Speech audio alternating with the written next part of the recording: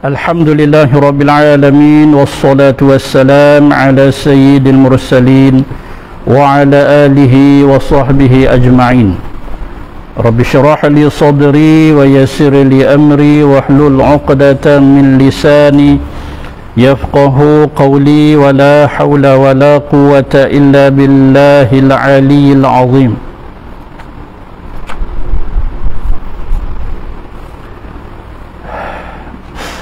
Alhamdulillah, pada malam ini, pada kuliah kita kali ini, kita membawa satu kisah yang kita petik daripada kitab Al-Kabair, iaitu sebuah kitab susunan Imam Az-Zahabi. Kitab Al-Kabair ini iaitu kitab menghimpunkan beberapa dosa-dosa besar. Dalam ini kita lihat ada sebuah kisah, iaitu pada muka surat 48 dan 49. Muka surat 48 dan 49. Kisah yang ada yang menganggapkan bahawasanya kisah ini benar. Ada sebahagian cerdik pandai mengatakan bahawasanya kisah ini tidak benar dan sebagainya. Maka apa yang kita bawa di sini sumbernya iaitu kitab Al-Kabair. Sejauh mana kebenaran, maka kita serah kepada Allah Subhanahu wa ta'ala. Dan kisah ini juga disebut kembali oleh Imam Ibn Hajar Al-Haytami dalam kitab beliau Az-Zawajir. Kitab Az-Zawajir ini iaitu syarah kepada kitab Al-Kabair yang susunan Imam Az-Zahabi yang kita dah sebut tadi. Maka bunyi kisah itu seperti mana berikut.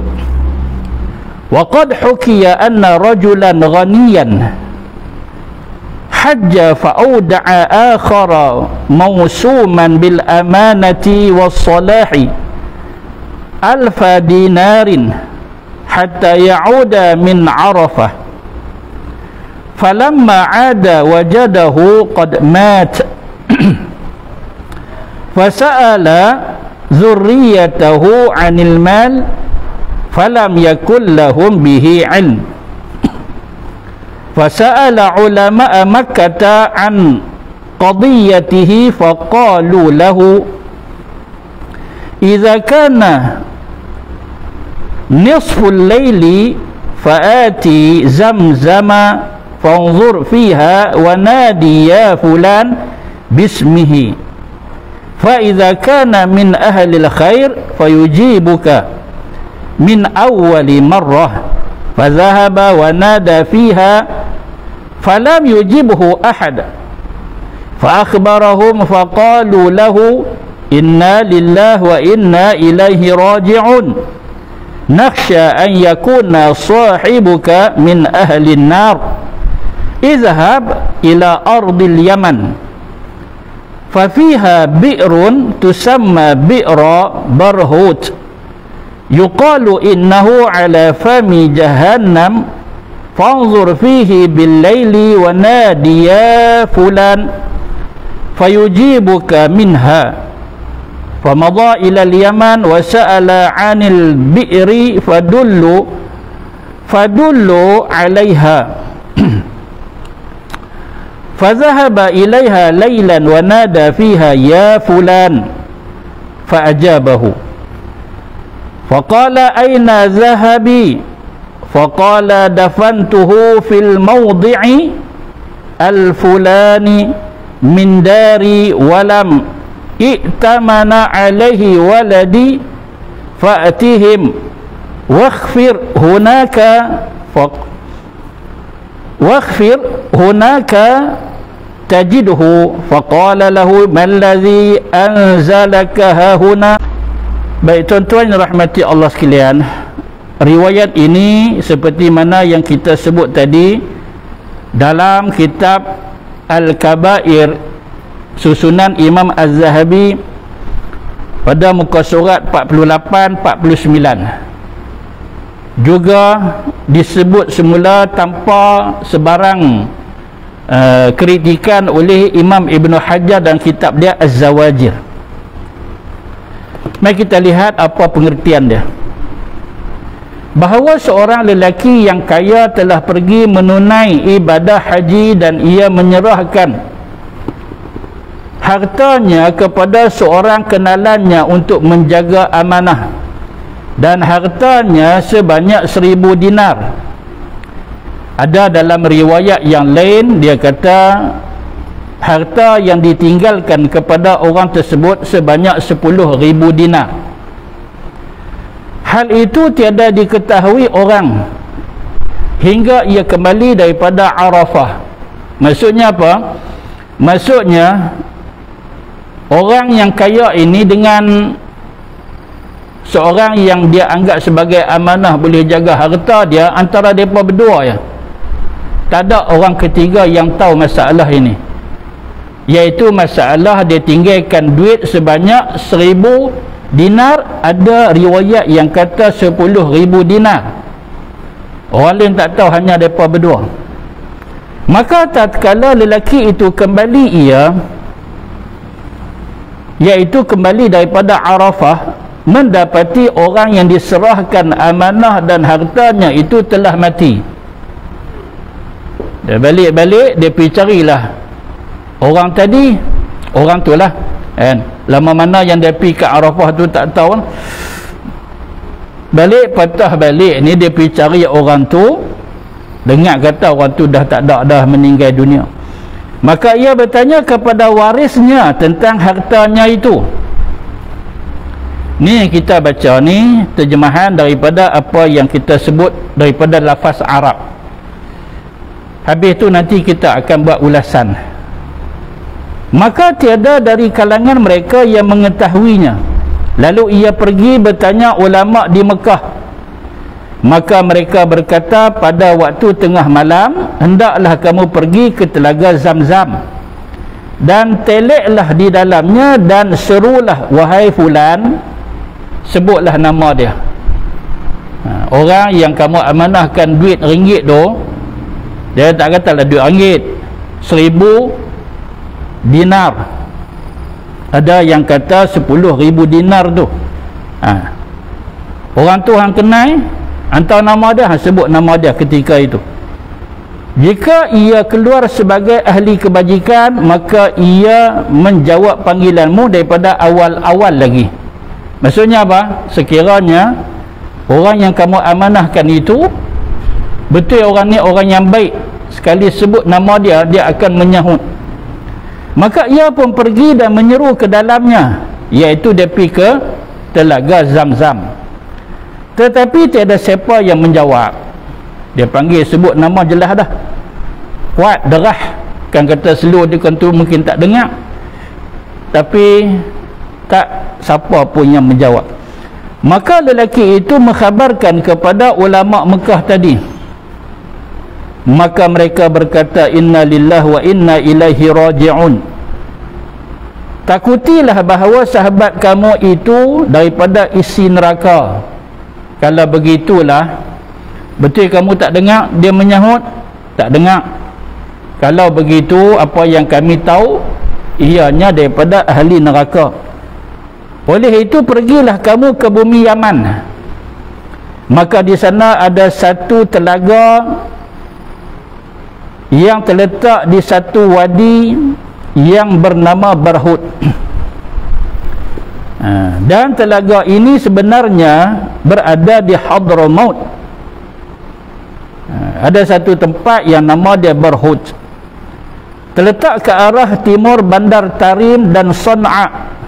Ini penjelasan daripada ulama yang buat penambahan kepada nas yang awal tadi tu, yang kita dah baca tadi tak bunyi, tak ada sebut pun Tarim, Sana'a. Ni untuk pengetahuan kita, kat mana terletaknya Barhut itu, rupanya letaknya betul dah di Yaman, tapi kawasan yang kita nak kenal pasti ni kan, paling dekat lagi daerah mana, iaitu kawasannya timur Bandar Tarim dan Sana'a, dan jaraknya ni bagus ni kan, penambahan yang begini supaya kita dapat banyak maklumat kan, daripada yang asal tak sebut yang macam tu, hanya dia sebut yang tadi kita dah baca Barhut saja. Yang tu, yang ni dia ada tambahan yang cukup menarik. Apa kata ke sini, iaitu jaraknya kira-kira dengan Tarim 50 km. Siapa biasa pergi Yaman kan, dia tahu kota Tarim kat mana, atau memang dia dah sampai kat telaga ni, itu pengalaman yang amat berharga lah bagi mereka. Dan dengan Sana'a pula 575 km jauh lah. Dan ada orang yang mengatakan ia di atas muka neraka Jahannam. Apa dia? Telaga Barhut. Telaga Barhut ini dia di atas mana? Di atas neraka Jahannam. Maka teleklah di dalamnya pada waktu malam.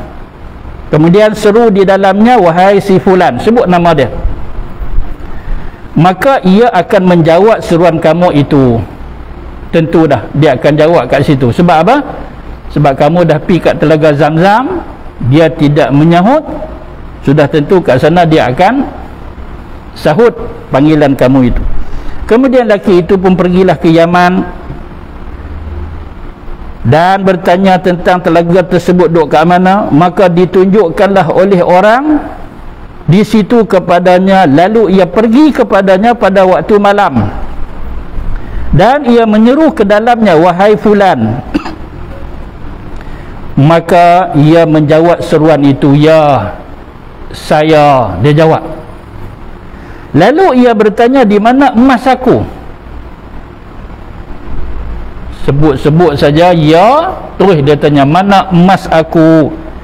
Maka ia menjawab, aku telah menanamkannya pada satu tempat di kampung aku, dan aku tiada mengamanahkannya kepada anak aku. Aku tak habaq kat siapa-siapa, termasuk anak aku sendiri. Yang aku tanam kat mana, apa yang aku tanam, siapa pun tak tahu, termasuklah anak aku sendiri. Maka engkau pergilah. Ini terjemah di sini dia kata anak, sedangkan dalam lafaz yang kita dah baca tadi tu dia tak sebut pun kan, sampai anak aku sendiri pun tak tahu, yang tu dia tak sebut kan, dia tak sebut. Ini tak apalah, nanti kita akan buat ulasan dia. Maka engkau pergilah dan galilah di sana, sebuah kat mana tempat lokasi yang tertentu itu. Saya rumah ni nak kena korek keliling tu tak pasal lah kan? Tapi dia habaq satu tempat kan, mungkin dia kata belah depan ke, belah penjuru ke, kat belakang sikit ke umpamanya. Pergilah dan galilah, kamu akan dapati harta kamu itu di situ. Maka lelaki itu bertanya lagi, apakah sebabnya yang menurunkan engkau di sini? Sebab apa kamu berada di telaga Barhut? Sedangkan aku menyangka engkau adalah orang yang baik, soleh. Macam mana duduk kat sini? Maka lelaki itu menjawab, aku ada seorang saudara perempuan yang fakir. Aku tinggalkan dia dan aku tiada menyayangi dan mengasihaninya. Maka Allah menyeksakan aku dengan sebabnya dan ia menurunkan aku pada tempat ini. Dan benarlah hadis yang mengatakan tiada masuk syurga orang yang memutuskan kasih sayang dengan kaum keluarganya. Jadi tuan-tuan rahmati Allah sekalian, pertama sekali ada, boleh kita sebut, terbahagi kepada dua pendapat di kalangan masyarakat kita, khususnya rakyat kita ni, Malaysia ni, ada dua pendapat. Sebab kisah ni cukup masyhur. Memang dia ni berlaku di tanah Arab, tapi kitab ni lama, orang duk mengaji sana sini, orang baca. yang mengaji, yang baca, yang piduk mengaji dengan orang yang baca tadi dan sebagainya. Maka kisah ni sebenarnya masyhur di kalangan penuntut ilmu. Namun dia terbahagi kepada dua pendapat lah yang kita boleh sebut. Pendapat pertama, tak ada masalah apa, boleh kita terima kisah ni tanpa bantahan, tanpa bantahan. Sebab apa boleh terima tanpa bantahan? Sebab kisah ini berada dalam kitab ulama mu'tabar. Siapa tak kenal dengan Imam Az-Zahabi Al-Hafiz, puluhan ribu hadis dia hafal, bahkan dia merupakan pengkritik hadis. Dia ada kitab dia Mizanul I'tidal, banyak orang duk rujuk kitab tu. Dia kata ni hadis ni sahih, hadis ni palsu dan sebagainya, bukan calang orang. Jadi ni pendapat pertama kata apa? Pendapat pertama kata kisah ini benar 100%. Kalau tidak 100% pun kan boleh pilih ke 90% dan sebagainya. Apatah lagi berada juga dalam kitab Imam Ibnu Hajar Al-Haytami, dalam kitab Az-Zawajir. Siapa kita nak banding dengan mereka? Itu pendapat pertama. Pendapat pertama, pegang kepada pendapat cerita ini benar tanpa ada keraguan.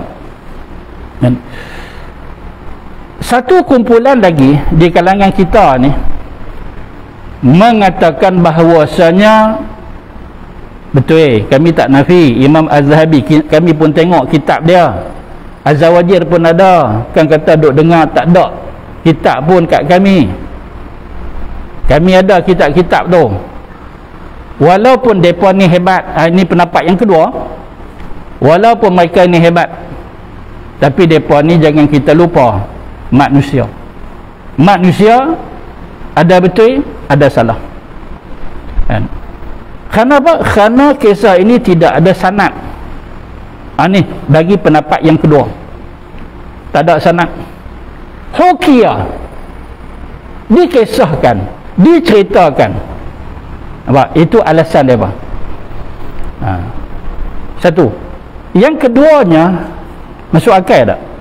Roh orang jahat duduk kat telaga Barahut tanpa ada dalil yang jelas. Adakah Quran apa? Adakah mana-mana riwayat yang sahih menceritakan perkara itu? Ini pendapat yang kedua. Baik. Jadi hanya kita bentangkan di sini dua pendapat. Maka saya sekarang ini hanya membaca sumbernya daripada kitab Al-Kabair yang kita dah baca dengan lafaz Arab, yang kita dah terjemah dah tadi dengan bahasa kita. Cuma kebenaran kisah ini kita serah kepada Allah. Bila nanti orang dengar kata ini Ustaz Ismail pun baca juga ni kisah ni dia reka ni, dia ambil mana?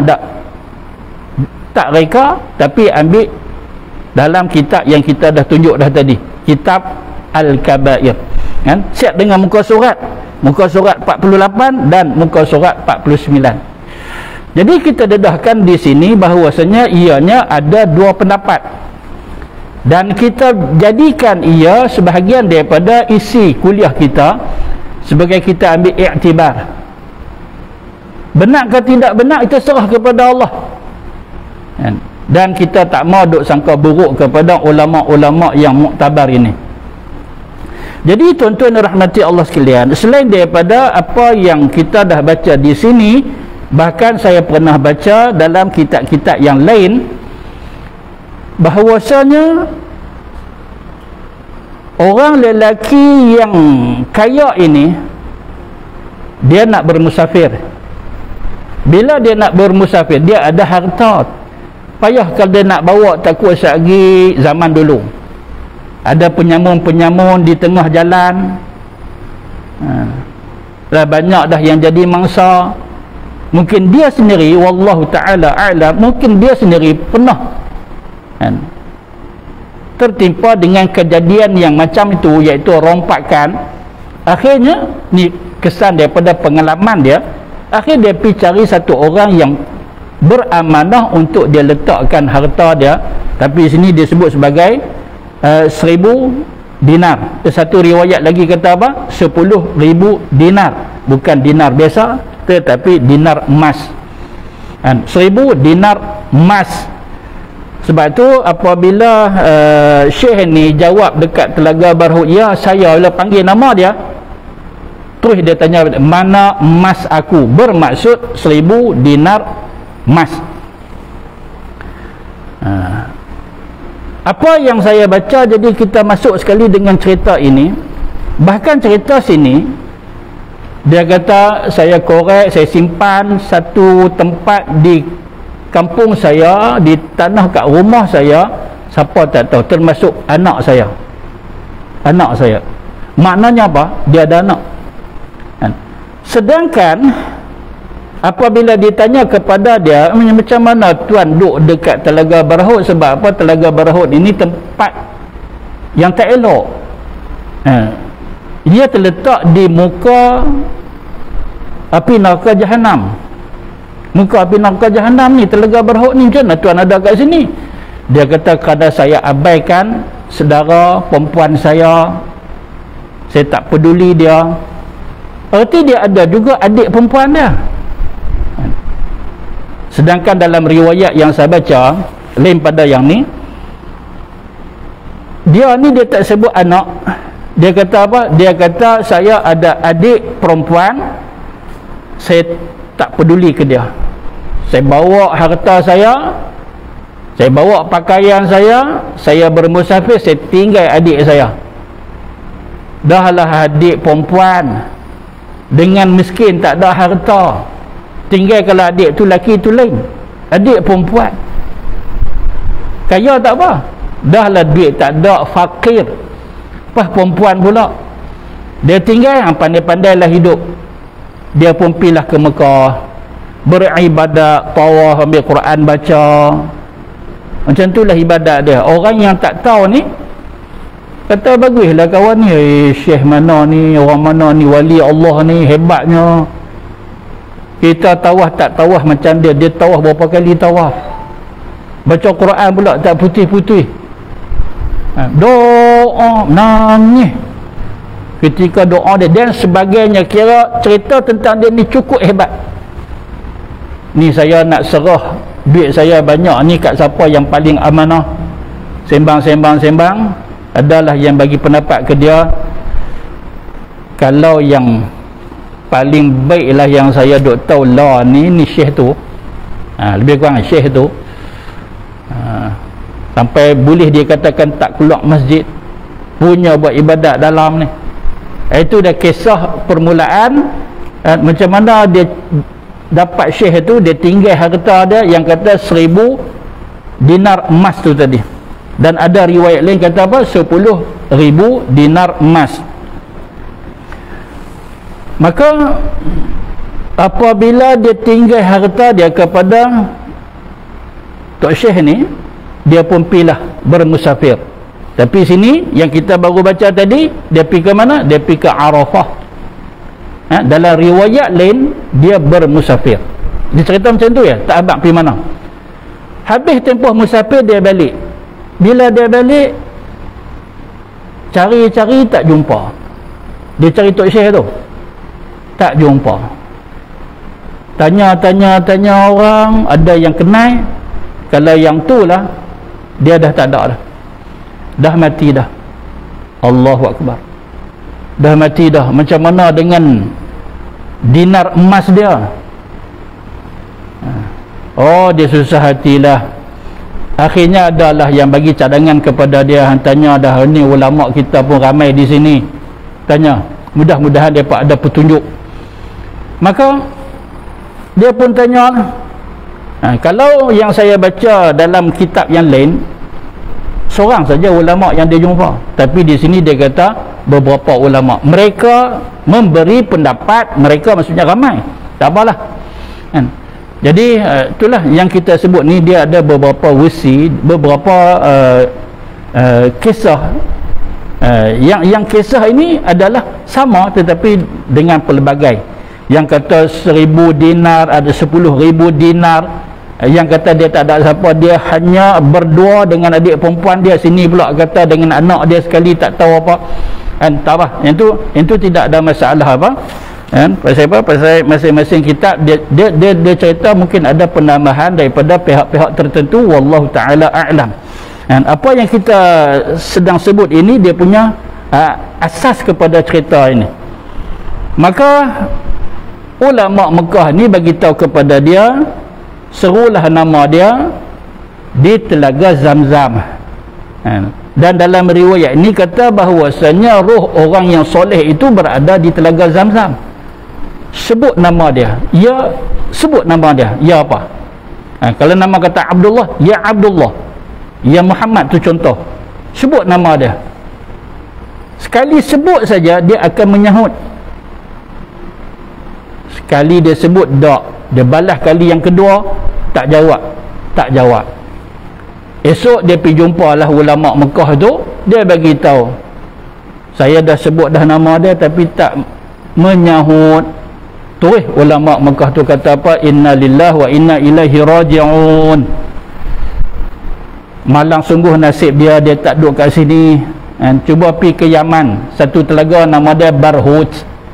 Suruh nama dia kat telaga tu.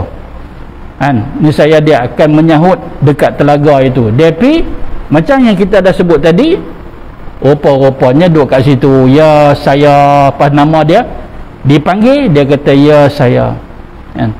Kat mana harta saya, emas saya kat mana? Dia habaq, ada di kampung saya, letaknya di sekian tempat, siapa pun tak tahu. Pilah ambil kat situ, dia habaqlah tempat sekian dia habaq, pergi ambil, ada kat situ. Masa dia korek apa semua ni, orang pun tak tahu, orang tak tengok. Dia pastikan waktu tu sunyi, sepi, tak ada siapa tahu, masih ada kat situ. Pilah ambil. Tak apalah yang tuan duduk kat sini pasal apa? Maka dia kata, sesungguhnya aku ada seorang adik perempuan yang aku tak peduli kepada dia. Jadi riwayat ini, kisah ini berada dalam bab apa? Bab haram memutuskan silaturahim. Ada di sini. Kalau kita tengok dalam kitab-kitab lain, bukan dia bawa kisah ini, semuanya lebih kurang lah, lebih kurang iaitu berkaitan dengan haram memutuskan hubungan silaturahim. Ibu bapa apatah lagi. Ada yang baik dengan mak dia, dengan pak dia tak baik. Ada dengan ayah dia, Masya Allah, dengan mak dia pula. Ada dia tak peduli kepada adik-beradik, dengan mak ayah dia bagus. Ada pula dengan mak ayah dia tak bagus, tapi adik-beradik dia semua hormat, bukan main. Abang long, abang ngoh, acu, acik. Tapi dengan mak tak pasal. Semua ini haram. Hukum memutuskan hubungan silaturahim. Jadi tuan-tuan rahmati Allah sekalian, dia kata apa kat pemuda ini, di kisah yang saya baca sini, dia berhenti macam tu saja. Yang kita dah sebut dah tadi kan, berhenti macam tu saja. Tapi kisah yang saya baca, dia kata apa? Dia kata, pergilah kamu ambil harta kamu yang aku tanam dekat rumah aku, tapi aku hajat sungguh-sungguh supaya kamu bagi tahu kepada adik perempuan aku tentang aku, dan aku minta maaf, minta halal. Tolong buat macam tu. Tak apalah, dia ni pun pilah sampai ke negeri kawan tu, sampai ke kampung kawan, sampai ke rumah orang tu, dia perkenalkan diri. Assalamualaikum, saya sekian kawan, kepada ni siapa dia, tapi dia tahu dah awal dah, seorang tu bagi tahu ni adik dia. Saya kawan kepada abang kamu, sekian nama. Oh, abang saya. Kamu adik dia kan? Ya, adik. Ni saya mai ni, ada harta abang kamu dah tak ada dah. Abang kamu dah meninggal dah, saya nak bagi tahu. Ni saya main ni dengan tujuan bukan setakat nak bagi tahu saya nak ambil harta saya yang abang kamu simpan. Pilah ambil. Korek-korek ada. Sebelum dia nak balik, dia kata kepada perempuan itu, ada hajat besar daripada abang kamu. Abang kamu minta maaf, halalkan dunia akhirat. Tolong buat macam tu. Maka dia pun kata tak apa, saya maafkan dia dunia akhirat. Ini kisah yang saya dapat daripada kitab lain kan? Dia dialog dia agak panjang. Sini sakat tu saja kan? Bila abang kata harta kamu ada kat rumah aku, pergi ambil tapi aku duduk kat sini kerana apa? Kerana aku biar aku tak kisah kepada adik perempuan aku jadi apa, lantak pergi ke dia, aku kira aku saja. Ini hukum dia haram memutuskan hubungan silaturahim. Maka ada kisah yang lain pula, wallahu ta'ala ala, ni mungkin tokoh tambah yang banyak kita pun tak tahu kan? Daripada kisah yang sama tetapi banyak kisahnya kan? Yang lepas satu persatu. Apa dia? Iaitu orang kaya ni, dia kata saya ada harta lain lagi kan? Cuma ada bahagian saya yang saya bagi kepada abang kamu simpan di sini. Tak apalah, dia pun ambil sebahagian daripada harta dia bagi kat perempuan tu. Dia tahu perempuan tu susah, tapi itulah yang saya minta, maafkan abang kamu, halalkan dia. Dia ambil harta dia sikit bagi kat perempuan itu. Berapa banyak? Wallahu ta'ala alam. Kalau di riwayat dia kata ada 10,000 dinar emas. Ada yang kata 1,000 dinar emas. Satu lagi pula ceritanya 10,000 dinar emas. Kalau katalah 10,000 dia bagi 500 ke 1,000 dinar emas ni kan, 1,000 pun banyak tu daripada 10 kan, 1,000. Tapi itu dia minta maafkan abang kamu. Kemudian dia doa, ya Allah, amal aku ni sekiranya dikira sebagai amal soleh kan, iaitu tolong orang yang kesusahan ni, perempuan ni susah duduk seorang-seorang, abang dia tak peduli, tak apa, itu bahagian abang dia. Kalau adik dia tak maaf, adik dia maaf, selesai kan? Tapi sekarang ni dia bantu perempuan itu dengan keluar sikit daripada duit dia bagi kat perempuan tu, dia tawassul dengan amal soleh dia kan? Tawassul dengan amal soleh dia, dia nak bantu ni kawan dia kan? Maka dalam kisah itu dia dapat satu suara sebelah malam. Dia kata, terima kasih kamu telah tolong aku, berkat adik aku ni pun dia maafkan aku dah tak duduk di telaga Barhut. Allah Ta'ala pindahkan aku keluar, tak duduk lagi di telaga Barhut. Kamu pun banyak menolong aku. Dia tawassul dengan amal soleh dia. Ni tawassul dengan amal soleh tuan-tuan memang ada dalam syariat. Seperti mana kisah 3 orang yang terperangkap dalam sebuah gua. Masuk 3 orang ni dalam sebuah gua, tiba-tiba ketui batu besar bergolek-golek tutup pintu gua. 3 orang mereka ni setiap seorang tawassul dengan amal soleh. Ada yang kata pekerja dia, ada yang kata dia dengan pupu dia hampir-hampir nak jadi zina, tapi takut kepadamu ya Allah. Seorang dia cerita, dia cukup masyhur kan? Jadi ini yang kita sebut apa dia, memang ada dalil dia, iaitu kita bertawassul dengan amal soleh kita. Maka inilah kisah yang kita patut ambil iktibar dan pengajaran. Adapun sahih ke tidak kisah ini, kita serah kepada Allah Ta'ala. Kita nak hantam, kita nak kutuk Imam Ibn Hajar Haytami, patutkah? Itu soalan dia, patutkah kita nak kutuk mereka ini bawa kisah-kisah palsu?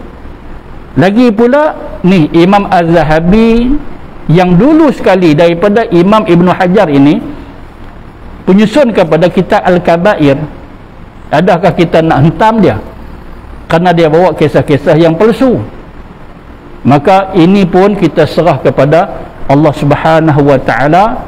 Yang kita baca pada malam ini kita petik daripada kitab dia, Yang penting kita ambil iktibar. Iktibar apa? Jangan putus hubungan silaturrahim. Lah Ustaz, dekat tak apa lah Ustaz, jauh ni. Siapa yang jauh? Ayah saya. Ayah duduk kat mana? Ayah duduk kat Seremban. Seremban. Dia duduk kat Pulau Pinang.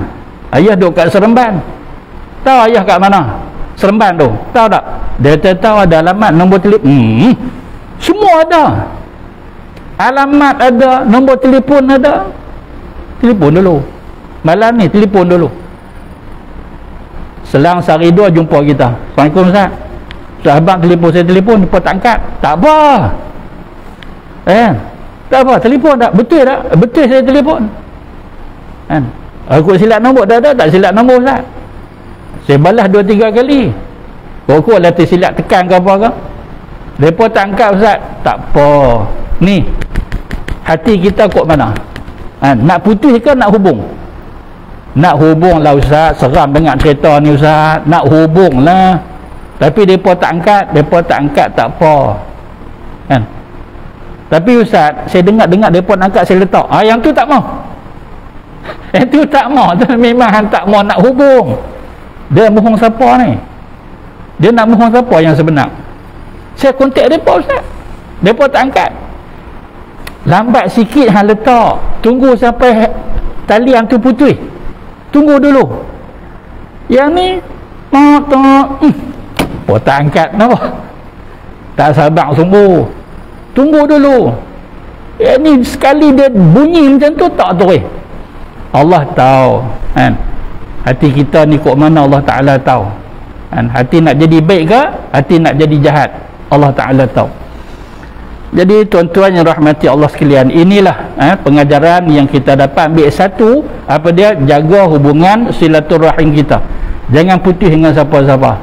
Ni pun nak jaga kepentingan diri dia. Ni adik hang lah perempuan, miskin pula, hang tinggal dia. Pengajaran dia apa dia?